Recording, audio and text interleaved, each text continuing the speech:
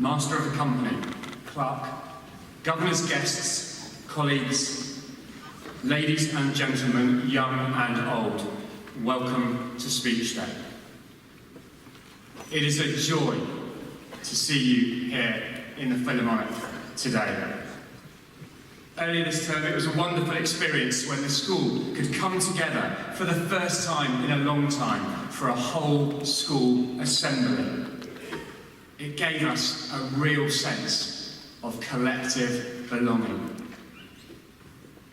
Later, we were able to welcome parents back onto the school site for welcome evenings and parents' evenings.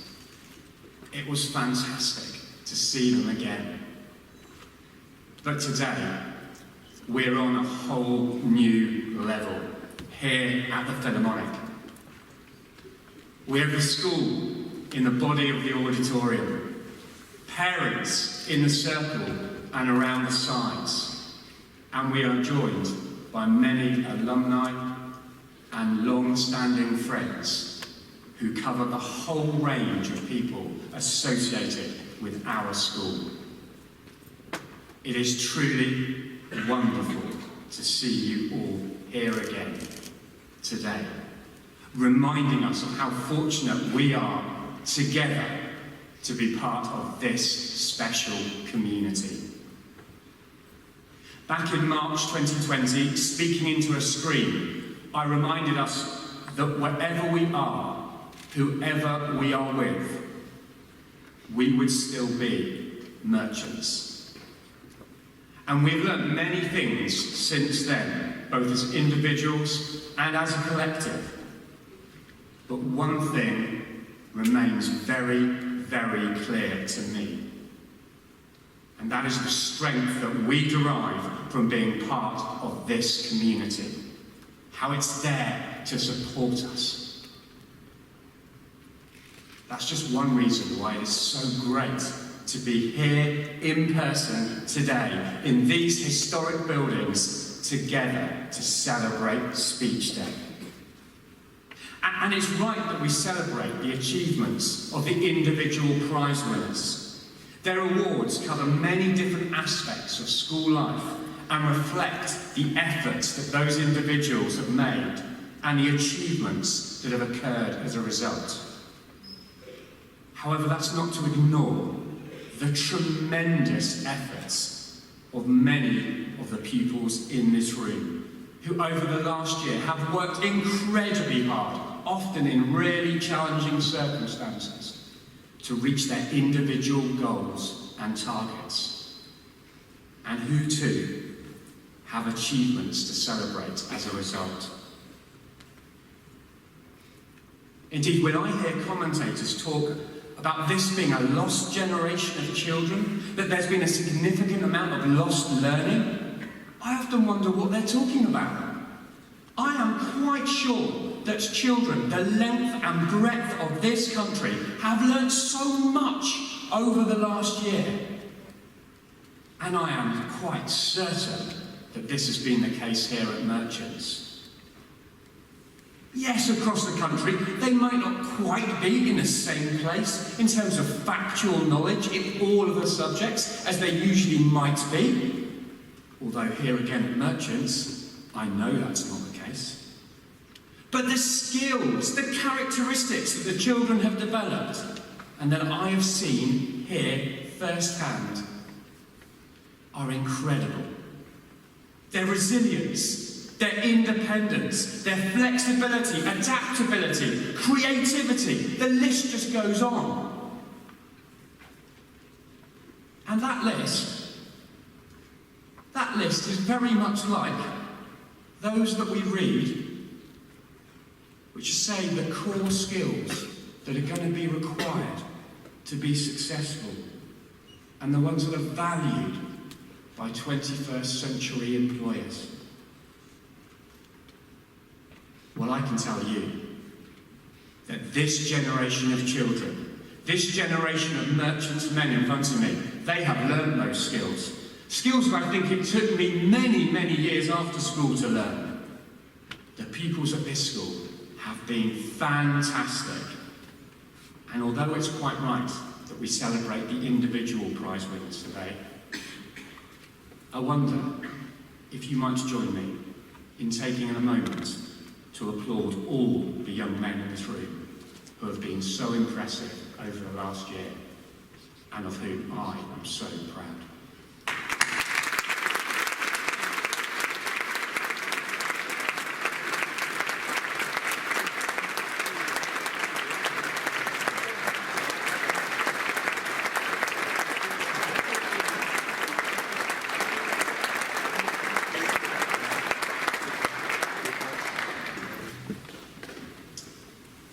And I want to tell you, it is not just the pupils that have been impressive. I want to take a moment to celebrate the tremendous work of the teachers and the support staff at Merchants. Ladies and gentlemen, they are so committed to the pupils. They want the best for them.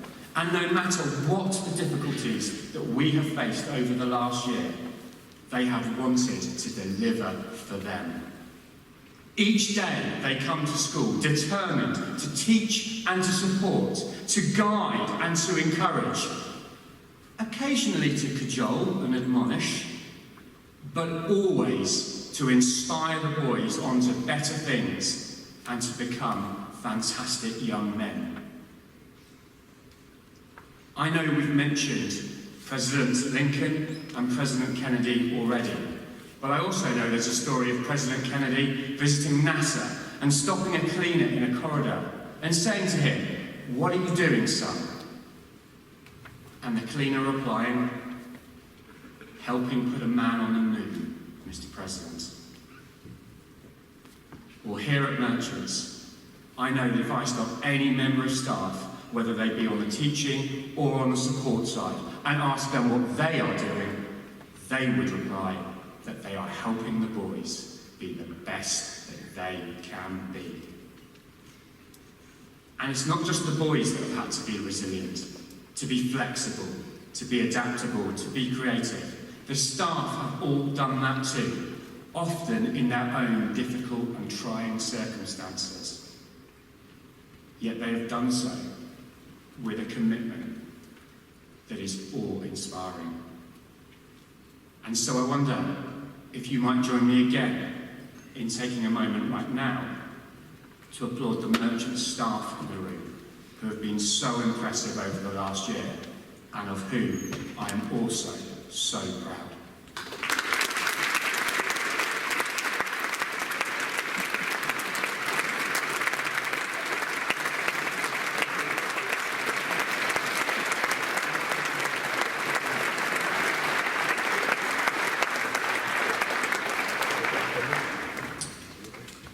Here at Merchants, we talk about the values that we want to instill in the boys as they pass through the school on their journey to becoming merchants men.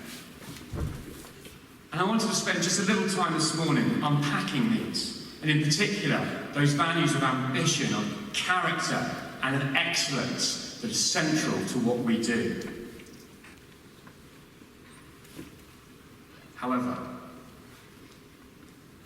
I learnt a long time ago in this school that it's far better for me to ask boys to do this than for me to try to explain it to you. So I've enlisted the support of 4 young men. 2 of them, Kevin and Danish, are in Year 9, approaching the middle point of their journey through school. And I've asked them to simply talk about their ambitions and how, if at all, they think the school might be helping them achieve them. And then 2 more, Charlie and Ali, in the upper 6, approaching the end of their time at school. But they are a long way, God willing, from the end of their journey as merchants men. Very soon they will be leaving the school, but they will be joining the alumni body, welcomed with open arms to continue to be supported in their journey as merchants men for the rest of their lives. I've asked them too to talk about their ambitions and also how they feel they have developed on their way through school. And to be honest, ladies and gentlemen, I am a little bit nervous about what they're going to say. But without further ado, I will hand over to them. Having ambition is one of the motivating factors of life. It adds meaning to our life and helps us achieve success. From my first day at Merchant Taylors, I've had one main ambition: to leave the school a confident, caring, respectful and driven character. To be able to deal with any challenges and obstacles I may face later in life.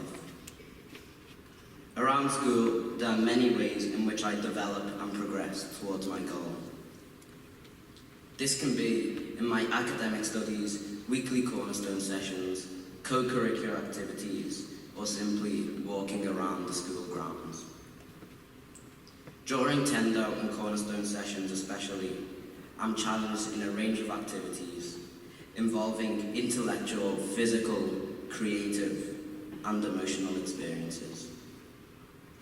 These dynamic range of activities help me to build character and to become a well-rounded man. In lessons, I'm pushed to go that extra mile, to ask meaningful questions, to reflect on my learning, to work collaboratively and independently, and to react well to setbacks. Outside of the classroom, I strive to be a good sportsman.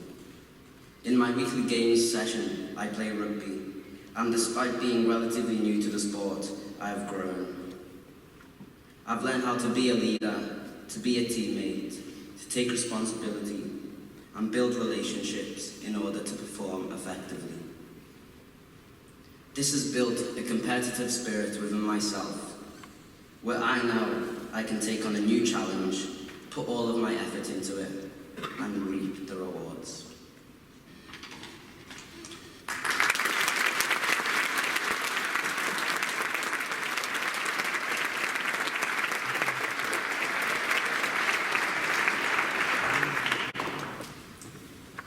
When I joined senior school, I wanted to work hard to get the best of grades. The ATL grades have made me take a different approach to learning. Inquiring and risk-taking has made me more verbal in the classroom and ask questions to clear my doubts. In the future, I aspire to become CEO of a major tech company because I love technology and the maths fills me with joy doing something that I love. I also have other ambitions, like being happy and feeling respected in the future for my well-being. To achieve this, I need to work extremely hard to get the knowledge to make such inventions. I want to have success in many different areas in life. Hobbies help me have many passions in different things, like sports, and those help me build on the person that I will be in the future. The school helps me build on these characteristics by doing DT, which builds on my creativity, and the CCF, which is making me learn how to work as a team better, and show me things that I wouldn't have done by myself. Also, playing sports like cricket and rugby have improved my perseverance to always try your best. As a whole, I want to be the best person that I can be.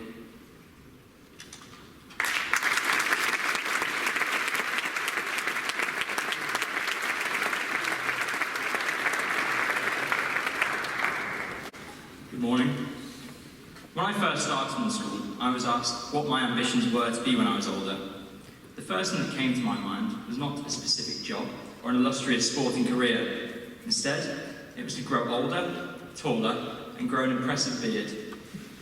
I managed to grow older. The first time I was introduced to rugby was on a cold, wet afternoon in Year 4. I remember Mr. Lyon shouting at me, "Run straight, catch the ball, get him on the ground." At the time, I felt wet and cold. I did have fun on the pitch, but I was still wet and cold. Little did I know, this would be the catalyst, somehow, inspiring me to pursue the sport, leading to chances to play county-level rugby after the school's first 15. My character was built by sports like rugby and cricket, sports I may never have tried had I not come to Merchant Taylors. Unfortunately, I doubt I'll be doing much more rugby this year, yet it's a testament to the coaching at our school and the positive atmosphere that both Mr. Weir and Mr. Wickes have created in the team that I will try my hardest to watch the rest of the season from the sideline as an enthusiastic water boy. The range of sport on offer at the school is remarkable. During the lower school, myself and Joe Finnegan decided to try rowing. It's safe to say we weren't great. In our first race, we rowed to the start line, feeling quietly confident. Yeah, we had this race. As we got closer, we approached the launch where we'd be set off down the 1,000-metre stretch in our racing line. All was set for our emphatic win, catapulting us into rowing stardom. There was just one problem. We were waiting on the start line, facing the wrong way. Now, whilst we may not have been the best at this sport, sorry for the name drop, Joe, it was the opportunity given to us by the school which allowed us to try a unique sport amongst other schools locally. However, this experience did mean that we both firmly stuck to the rugby.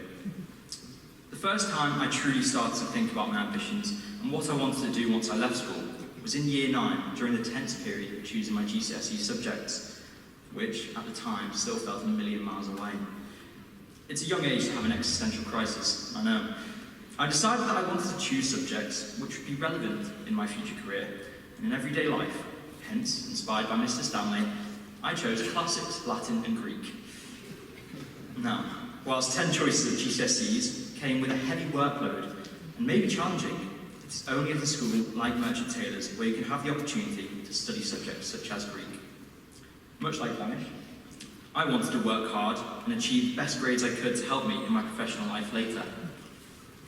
Thanks to the immense support of the teachers around these subjects, from maths and English to physics and Latin, through lunchtime lessons, clinics, or just general chats about the subject, I was able to harness my potential and manage to pull through the heavy slog of GCSEs. It's what I would have said had I managed to finish my GCSEs were they not cancelled. Some of you may be aware of a relatively obscure virus which managed to cancel exams. Initially, I felt elation as any GCSE student would. The exams I'd been working hard at for 2 years being cancelled. The exams I had been working hard at for 2 years are being cancelled. This sense of elation soon faded. I thought to myself, what was the point of the last 2 years? Fortunately, the school's teaching meant that I had performed consistently throughout the GCSE course, and I was awarded grades with which I was more than happy. Entering A-levels with predicted GCSE grades was a daunting task. You start the year not knowing if you are capable of studying the breadth and depth that the A-levels cover, and if you're even worthy of a place in the school's sixth form. This feeling soon fades, as the teachers encourage you to perform to your best and hand you the reins to decide what you want to do both in and outside of school. Within my first week of sixth form, I felt reassured that Merchants wasn't such a daunting place. I was now infused with passion for all 3 of my A-level subjects. This passion given by the school in all of my areas of interest, sport, music, and academics, helped me excel with all I've tried. This feeling is not just felt by me, though, I hope, but by all of my peers at this school. As with the school motto, Concordia Parve Res Crescent, in harmony, small things grow. I did indeed start off small at this school, and through the harmonious environment, I have grown and excelled at Merchant Taylor's. Thank you.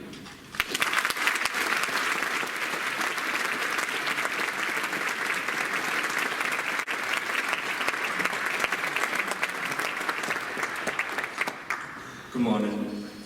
I can still remember my first day at school. I joined in the second term of Year 1, so I wasn't part of the reception crew that had already become comfortable with each other. Everything was new to me. I can recall sitting in the classroom, much like Charlie, and my first task was a worksheet that asked the question, what is your dream job? I had 3 answers. I wanted to be an astronaut and footballer in the week, and then a waiter at Pizza Hut on the weekends. That was my ambition. I had these aspirations and dreams, I just didn't know how I was going to achieve them. Now, of course, as soon as you start to write a speech based on ambition, character and excellence, the first thing you think about is the academic side of things. However, you've heard it all before. Without a shadow of a doubt, the school system has been the catalyst for many of my successes. The curriculum is outstanding and the routine is impeccable. But what separates a school from any other school is the distance the teachers go outside of the school classroom environment. And they really do go above and beyond. Excellence is a broad term that usually gets thrown around. Despite this statement, I feel that our school has most definitely allowed me to achieve my aspirations. It wasn't always plain sailing for me. In the January of year 10, I remember sitting down to do a mock for my maths GCSE, which I was sitting only 4 months later. I scored 49% in this maths exam, which would be the equivalent of a B. At that moment, I began to reconsider if I should be sitting the exam a year early. This gave me a new ambition. After consulting with the maths department, they gave me the reassurance I needed and offered me the extra help outside the normal classroom hours, whether that was through clinics or just spending lunch times going through the weaker areas. The perseverance and commitment from myself, as well as the teachers, helped give me the confidence I needed to build on my character. In August of that year, I was delighted to open the envelope saying I achieved an A-star. The final piece of the puzzle, the excellence, had been achieved. Although a lot of work was done by myself, the dedication and commitment shown by the teachers to support me through these months cannot be downplayed. I will always be grateful for their help. I think both Charlie and I can attest to the cold nights at Alcar with the CCF. Some of the harshest conditions England has ever seen, and we're protected by a single sheet attached to 2 trees and a piece of string. Great. I mean, on the bright side, we got to lie in till 6 in the morning, not to mention the wonderful view of Mr. Mackay's smirk being our first thing when we opened our eyes. It wasn't all bad though. The mindset that these CCF training days ingrained within us, teaching us how to work together and communicate effectively, is a character building process that is second to none, and is invaluable to the development of the men we become to be merchant tailors. As I've already spoken about the academic excellence, I would like to cast over to some of the extracurricular opportunities I've been privileged enough to be provided thanks to the school. My journey as a swimmer started within the 4 walls of the school swimming pool. My 2 mentors were Gaynor Jones, an external swimming instructor, and Mr. Worley, a loyal servant of the school for 23 years. It was in the school pool that I learned how to swim at the young age of 5. By year 7, I was training 6 times a week with sessions before, during, and after school. Early morning training sessions, although painful, helped develop character and instilled a resilient mindset for the first time in my life. The repetition of kick, kick, kick, kick, kick still gives me nightmares. It was all worth it though, because at the age of 12, I was ranked 8th in the country for the 50-metre breaststroke event, one of my biggest achievements to this day. Without the school and the motivation I was injected with, none of this would have been possible. These were my first glimpses of success. The list goes on, and I could talk about how the school and teachers helped me succeed in my life for days on end. However, none of this would have been possible without the support of my parents. The sacrifices they've made to be able to send me to such a prestigious school for 13 years are unmatched. And for this reason, I would like to say the biggest thank you to both of you for supporting me and giving me the opportunity to gain access to all the tools I need to succeed in my journey. I will forever be grateful for everything you guys have done. Although my journey in school has come to an end, my journey in life has only just started. As I move out of the immediate school community, I move into the alumni community, and through that I remain connected to the place that I will always be able to call my school, Merchant Tailors. The memories I have made at this school are permanently etched in my mind, and the stories I have to tell are endless, so thank you.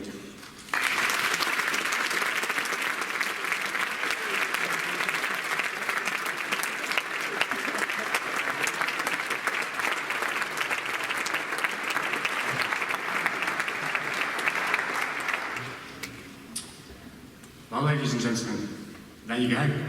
I told you it was better than hearing from me. 4 young men at different stages of their journeys, different ambitions, taking different pathways, but all united in those shared values, united in trying to be the best that they can be, and united by the fact that they are, and always will be, merchants men. Gentlemen, thank you very much indeed for your contributions to this morning. And now I must welcome another merchant's man, our guest of honour this morning, Mr. Kyle Taylor.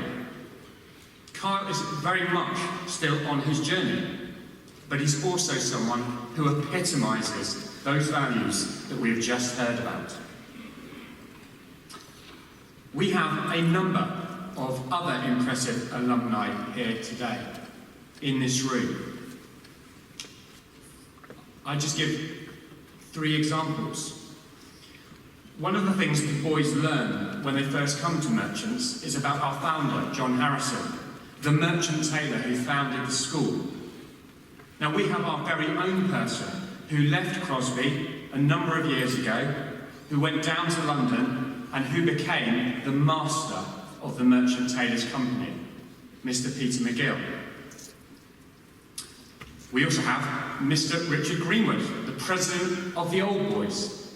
Richard left Crosby and went to read geography at Cambridge before going on to play, to coach and to manage the England rugby team. And we have our very own chair of governors. Mr. Marshall left Crosby and has become one of the leading barristers in the country and a QC who is sought after by many, many people. Impressive men, all of them, with a string of impressive achievements, I'm sure you will agree. But none of them are a world champion. At least not yet, Mr. Marshall. Ladies and gentlemen, we are honoured to have Carl with us today. As far as I'm aware, he's the youngest speaker that we've had on Speech Day. But, as I'm sure you'll agree, having looked at his resume in the programme, he has packed in quite a lot in a short space of time. And what an inspiration he is. A multiple national champion, holder of the 3 majors in the ballroom dancing world, and world #1. Now, Carl, despite all of these amazing achievements, it is of course the case that you were once a pupil at this school. And as a former pupil, it's the right of the headmaster to read out comments from your reports during your time at school and to tell embarrassing stories about you. So I've looked at the reports, and I've asked many members of staff who know you. And I have to say, I've struggled. Everyone that I have spoken to has had nothing but praise and good words to say about you. And so actually, I have to say, I am even more delighted that you are here today, because you are a living testament to the fact that good men with good values do get to the very top of their profession, and that they do reach their lofty ambitions by doing things the right way. And as such, I cannot think of a better role model for the young men in the room about how to be a merchant's man. We look forward enormously to hearing from you a little bit later, and thank you so much for presenting the prizes this morning. Ladies and gentlemen, that is more than enough from me, so it simply remains for me to say, for the last time on this stage, Crescat Crosbeyer. Thank you.